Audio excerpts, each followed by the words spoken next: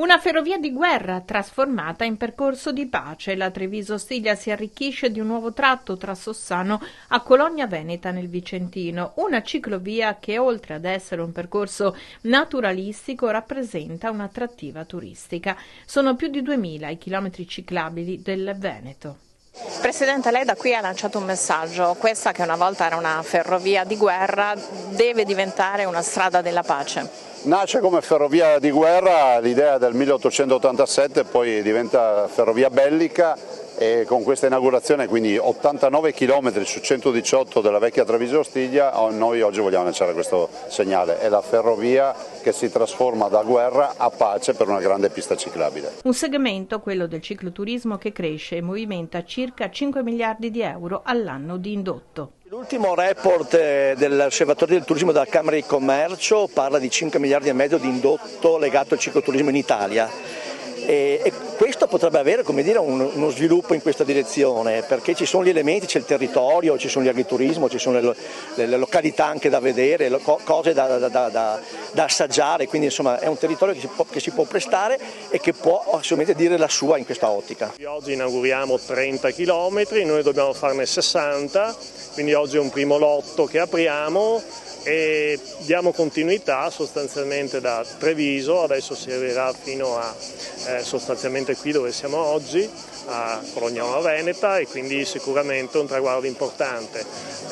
Ricordo che questo intervento complessivamente è da 33 milioni di euro, ne abbiamo realizzati, dicevo, circa metà, quindi 30 km oggi, altri 30 li andremo a ultimare, la previsione di concluderli entro la primavera del 2026. Da oggi, signor Sindaco, solo in bicicletta si muoverà?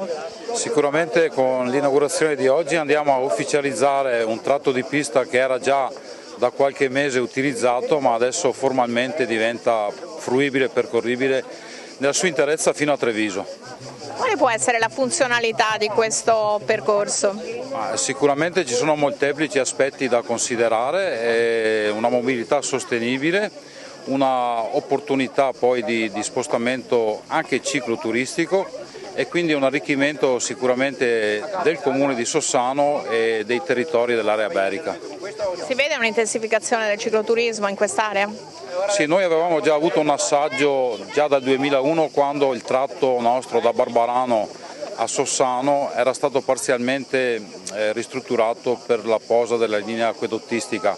Già da allora abbiamo avuto un incremento poi di fruizioni, di passaggi, e nelle ultime settimane si vede sicuramente un intensificarsi. Speriamo appunto che il collegamento poi continui giù a sud-ovest per avere il completo utilizzo di tutto il tracciato. L'auspicio è che, come è stato finora, i tempi di intervento vengano rispettati, per cui già a fine dell'anno prossimo l'intero tracciato da Treviso a Ostiglia sicuramente sarà completato.